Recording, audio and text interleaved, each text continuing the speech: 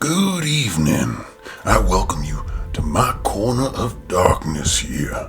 We are far beyond bedtime, even further than midnight, but definitely before 3 a.m. I am the Harbinger of Horror, and I will be your guide through these troublesome times. So take my hand if you dare. Tonight, I will be reading Screams in the Holla, Part 3. So let's get right into it. Billy, what's down there? Don't know. Well, it's time to find out. Darryl diving into the hole with his grappling hook, whipping past us to attach to the ceiling. A quick pause and... All clear.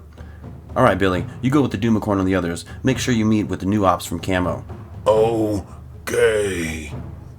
I drop in using Darryl's line to slide down, and Sissy just activates the magnets on her feet and walks in, meeting us at the bottom.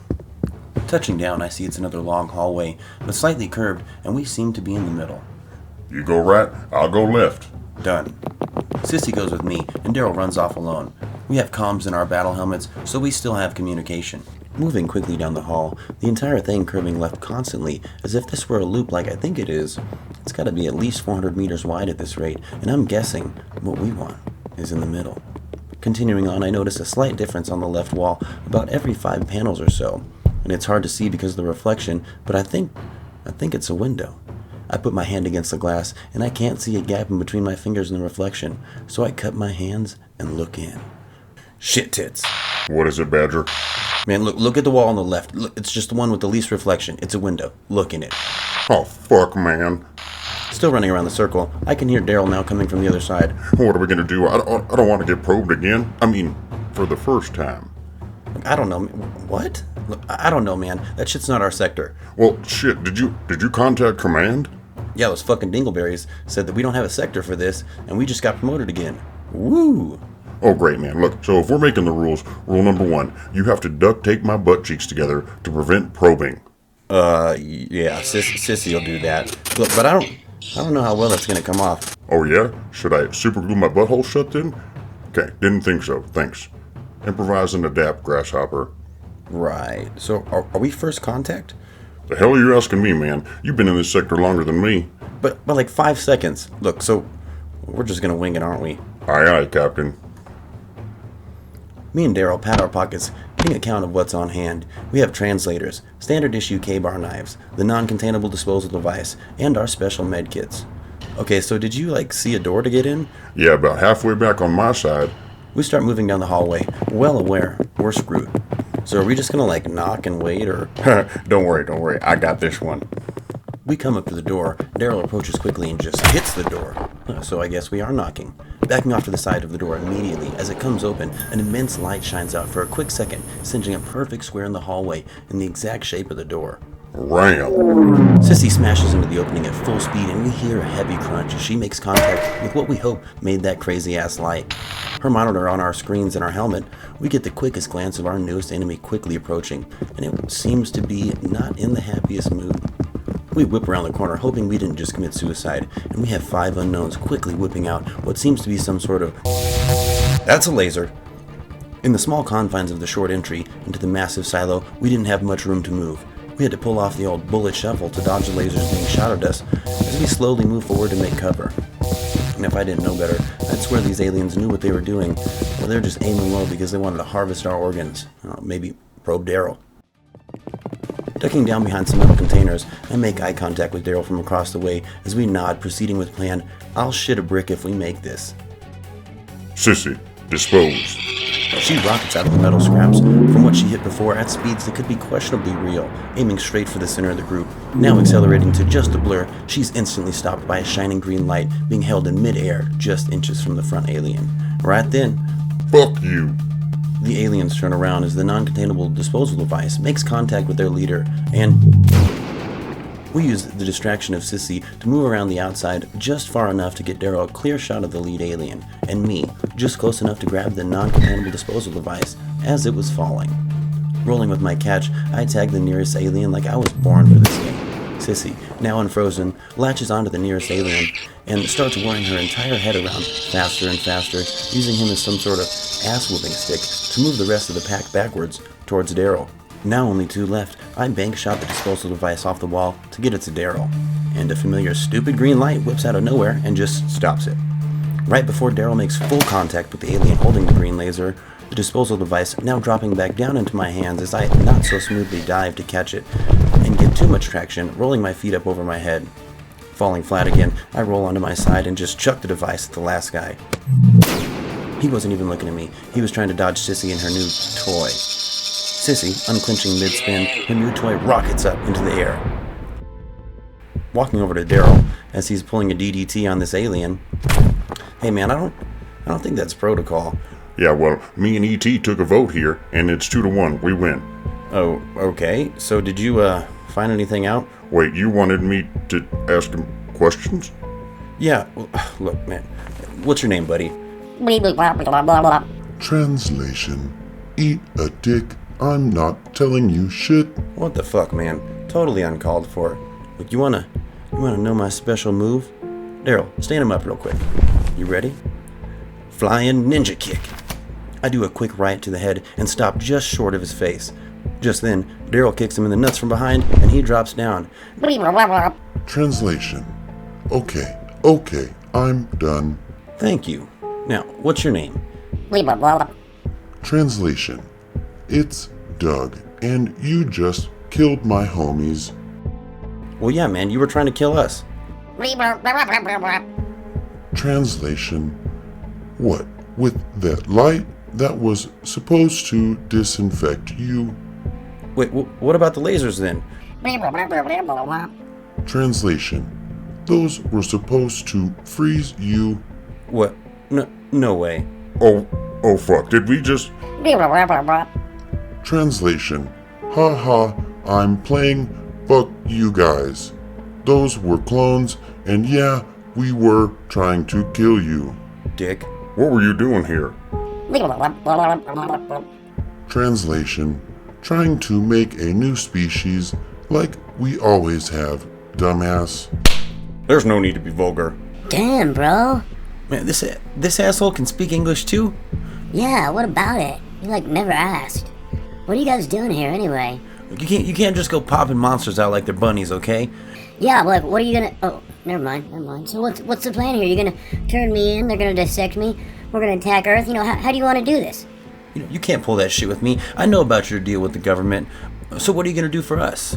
Side note here, I actually don't know about this deal. Okay. If I agree to stop producing monsters and just keep it to cattle, is that enough? You're getting warmer. Okay, follow me real quick. See this? It's a Rog, a random object generator. It comes with a wristband. Oh, that's nice. It's so soft. Yeah, and it turns into nearly every handheld combat weapon, like swords, knives, mace, a baton, katana, tiger claws, brass knuckles. It selects it at random, so yeah. Oh, how about this one? We call it the One-Up.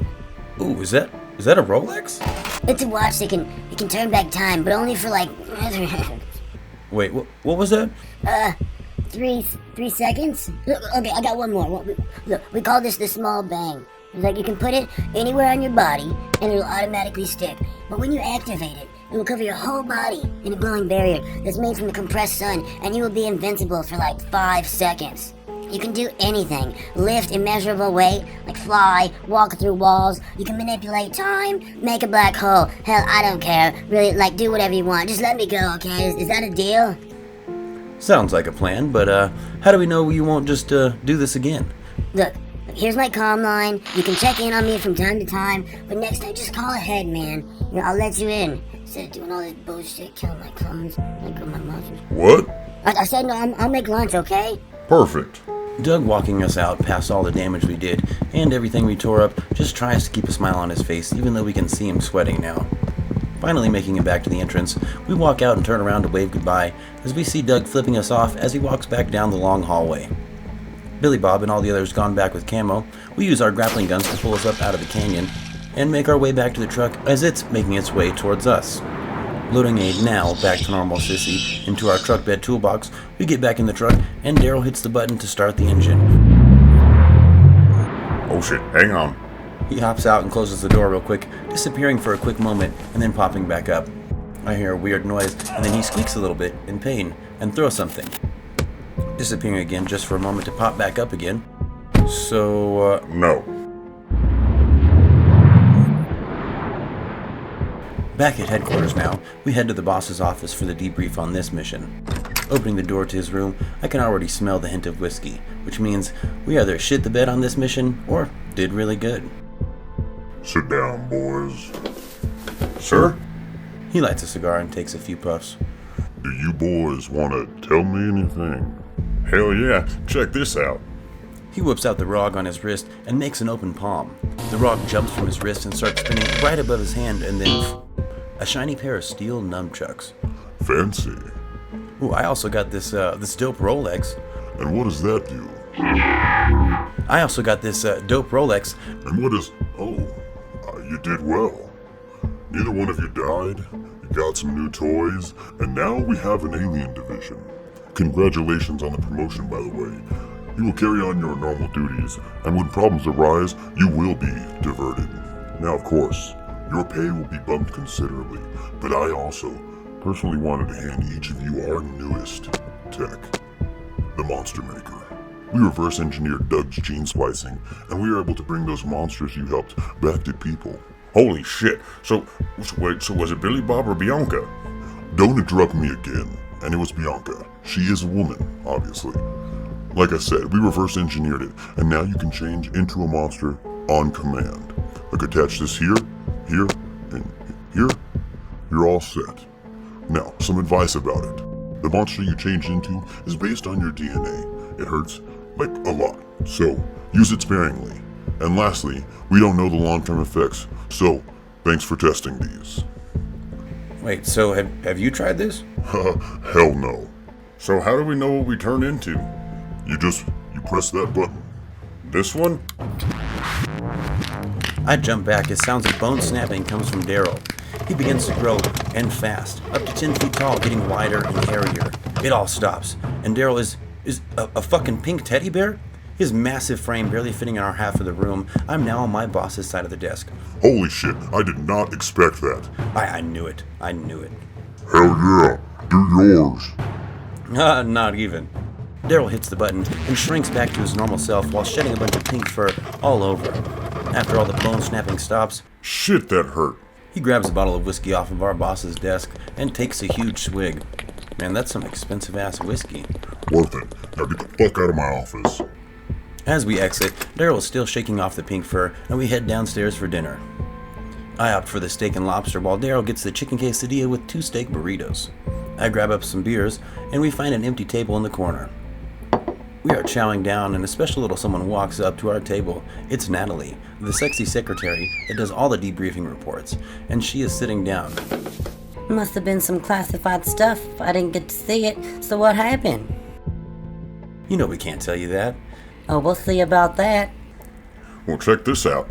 He opens his palm, and Daryl's holding a shiny steel pitchfork. Oh, fancy. Where did you get that?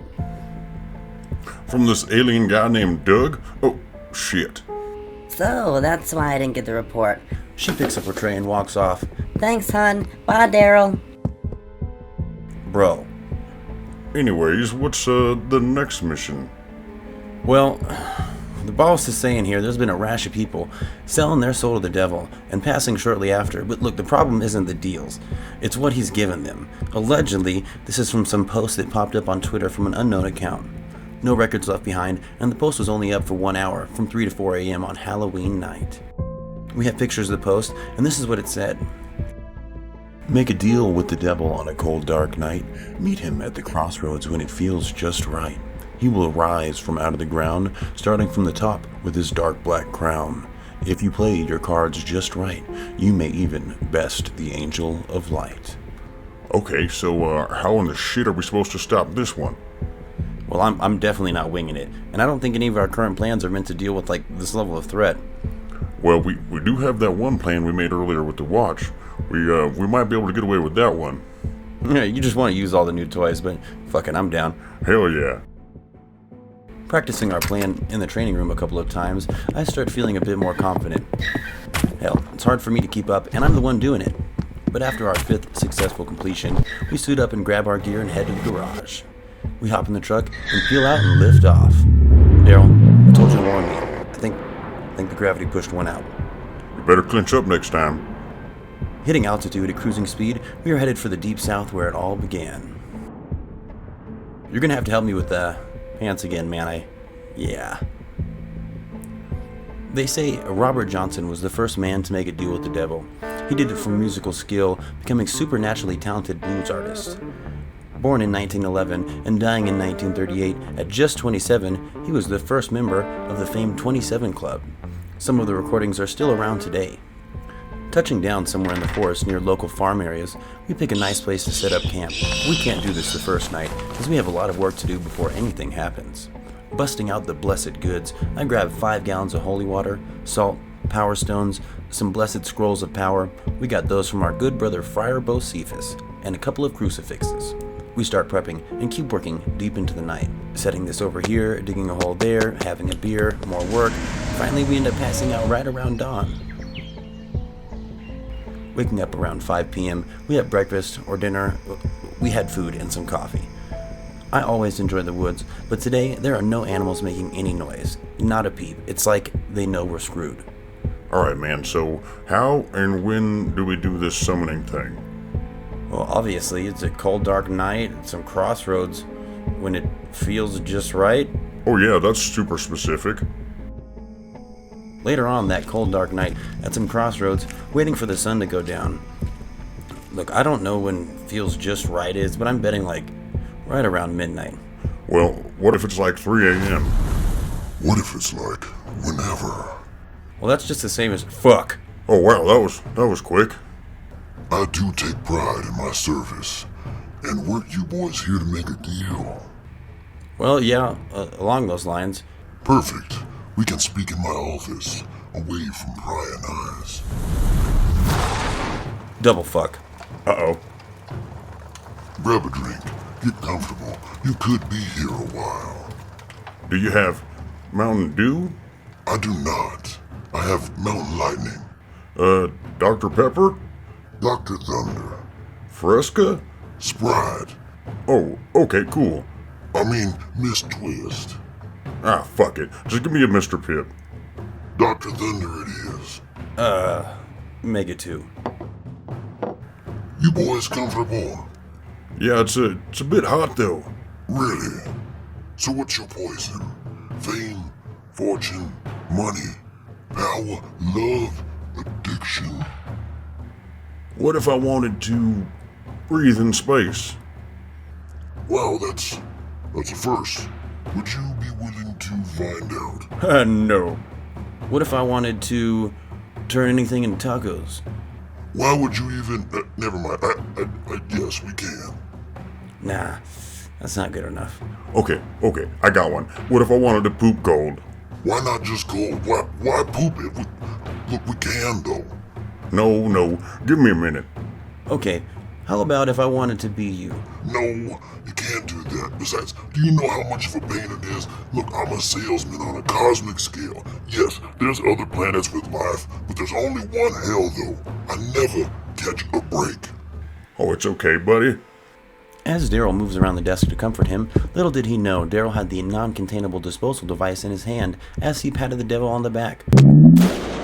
Then, he just pops back up on the other side of the room. Fuck. I quickly hit my watch. Well, apparently, the non-containable disposal device just sends him back to fucking hell. Darryl moves around the desk to comfort him, and I wink at him. He slides the device back into his pocket as he raises his hand to pat the devil on the back. What the fuck? Darryl patting him a bit harder than he should have. It's okay, man. Huh, yeah, thanks. Anyways, get off me. And what did you guys decide on? We're really here because all these deals you've been pushing out from Twitter posts on Halloween. Look, Camel really doesn't care that you're making all these deals, but we are asking that you cut down on all the crazy shit. Or at least notify us when you're doing it. I mean, you know how hard it is to explain away pet dinosaurs, like living dolls and that kind of shit? As for the deal, we decide on a challenge. Oh, wow. You really aren't kidding, huh? Well, look, I really don't like making those dolls either, but I gotta do what I gotta do for a soul. So how about Like, I'll just send a text with the info of the person I made that crazy deal with, and then at least you guys know. And as for the challenge, what are we talking, like basketball, chess, what do you want? Okay, that sounds legit. We can do that. Here's my boss's number. But, shit, what do you bench? Right around like 9,000. I haven't been working out too much lately. Ooh, okay, so that rules out anything physical. What's your IQ? Well, if you had to measure it on a human scale, all of it. Damn. Okay, so do you... Know what you're about to say next? No, not exactly, but let me put it this way. You have a few choices, and I can see those choices. But rarely have I ever seen someone make a new choice, except for that one about the breathing in space. That was a new one. Arm wrestling. Let's do it. Well, okay, dear boy. They sit down at a regulation arm wrestling table that suddenly grows out of the floor with a black obsidian block. After that, they line up on each side, and I grabbed their clasped hands. Okay, no eye gouging, no nut shots, no kicks, no tricks, one hand only. I will be the judge, and go. Immediately, Darryl's muscles swell to twice the size that they were, and I can feel the level of strength in the room as if it were a weighted blanket. The devil, showing no signs of struggle, yawns and begins to push back. Darryl replants his foot, losing an inch of room, but just before he starts to slow the devil's progress. Satan, now widening his eyes at how with a simple step, Darryl was able to increase his output even more. Well, they gave you a bit more juice, huh? Let me show you what my grandpa taught me. With one more step, with the opposite foot, Darryl cracks the floor. Now almost glowing, Darryl completely stops Satan's progress. I can't believe you're making me try. And just like that, the devil swells in size, increasing his output tenfold. Darryl, beginning to lose now, only an inch from the table, hits his button, and with the sound of bones cracking, Darryl is instantly 10 feet tall with a pink hairy fur all over his body and ungodly sized teddy bear muscles. The devil, now taken aback by the instant change, begins losing, and fast. Darryl, still increasing in strength from his change, continues his progress. The solid obsidian block they were using cracked in half, with barely enough shape to continue. The devil, actually having to try, loses his cool, and the entire room is surrounded in fire, the heat rising to unbearable degrees. Darryl, shattering world records and pushing the limit of what reality would allow, won't give out easy. His hairs begin singeing away from the heat, yet he makes no move to stop them. Somehow, Satan has stopped Darryl and is pushing back again, but slowly, the devil has been growing more and more to keep up with Darryl. Almost twice his size now, he brings Darryl's arm to the table. Jesus Christ, boy, what the fuck made you? Never in my millions of years has anyone made me use my full strength. Now, since you are such respectable men, I will only count mine as a win if I beat both of you. Otherwise, it's only a tie. Oh, thanks, Satan. That's super nice of you. Well, this is pretty entertaining, so you guys deserve something. Now, what's your challenge? Well, after that display, I really only have one option. Oh, and that is? What do I have in my pocket? But you can't do that. Besides, there's nothing in your pocket. You're just gonna flip me off when you pull your hand out. Damn, you're good. Okay, look, I really didn't want to do this, but I challenge you to a slap contest. Oh boy, you got some balls on ya. Yeah, if that's what you want to call it, sure. Satan snaps his fingers, and the cracked obsidian block restores into one piece, and then slides over between me and him. Here's the rules. Open hands, you must stay on your side, and it's a knockout for the win. You may start. Slippity slap! Wow, right out the gate, you're not holding back, huh? Well, I'll do you the honor of doing the same. He grows in size to double me. I go flying across the room into the wall, standing back up slowly with the help of the wall. Wow, I have never, had to plant my feet for this. Walking back over, I toss my gear off next to the table and start stretching my shoulders and back. Taking my time as to get my bearings a little bit more, I finish up after about 30 seconds. Stepping up to the table now. Now, I know you thought that was my best, but I want you to know I'm a strong believer in the golden rule, and you get what you give. I spread my legs just outside shoulder width and squat 3 inches. I bring my arms up as if I was hugging a tree, and nothing happens at first. Satan just stares, and Darryl begins backing up slowly, as he remembers the single time I'd ever done this in his presence. a slight mist now rising from my body, becoming thicker with every breath, and the entire room steadily increasing in pressure. The mist around my body now forming a dense circle in my arms, and I focus hard. It glows bright light and begins to shrink to the size of a baseball. I focus the ball around my hand, wind back, and Satan knocked off his feet, sliding as he barely touches the wall. Yeah! Satan standing back up, smiling wryly. Well, boy, I do believe you're onto something there with the golden rule. Walking up to the table, he cocks his arm back. I plant my feet and get ready, and I see Satan's hand go through my body and out the other side with my... Oh my god, is that my soul? And suddenly, my body whips over into the position my soul was in, moving me faster and harder than any spine-shrinking whirring noise ever had, and I hit the ground so hard I barely had time to do anything, breaking 3 fingers on my left hand as I barely get my arm between my face and the ground. Rolling over, I grab Satan's hand to stand back up, coughing out a little blood. Yeah, it does seem you get the point quite well. I back up a little and now spread my feet into a double shoulder-length stance and squat low, the white ball appearing immediately in my arms now, growing to a full 8-foot diameter, condensing quickly into a baseball size again. I focus it around my hand for the last time. Standing up, I pull back like a cannon and... Satan hitting the floor so hard it cracks, and standing back up very unamused and bleeding slightly. If you can even survive this, I'll not only give you a deal, I'll add on an extra for both of you, no charge. Fuck. Satan, lining back up, he claps his hands together and they light on fire. Now rubbing them together, the fire intensifies. You know what? No, I'm cool. Satan cocking back. Oh, did you want to quit? No, that's not what... Too late. Satan steps back, looking proud until he notices his hand missing. Me, now glowing. Oh yeah, there's this guy, Doug. He gave us this little thing called, was it the small bang? It makes you, like, invincible for 5 seconds. That's cheating. Not even. Open hands. You must stay on your side, and it's a knockout for the win. And Satan, all you said was he had to live. Damn it. A huge burst of flame goes all the way around the room, singeing our eyebrows off. Satan growing his hand back now. No, it's cool. It's cool. A deal is a deal. What do you assholes want? The light coming from my body starting to blink and fade, I completely lose my invincibility. Unlimited tacos. Oh, okay, good choice. All you have to do is say, taco time, and however many tacos you're thinking of, they'll pop up. And what about you? Look, man, I just want a damn vacation. Oh, that's simple. Where to?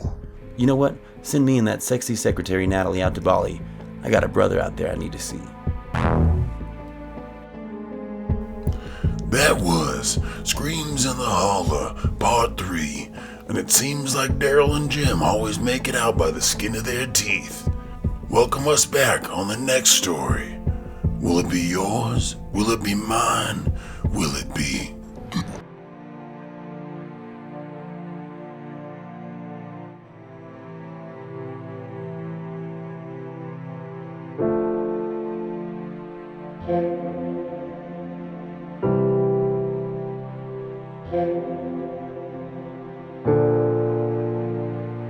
Thank you.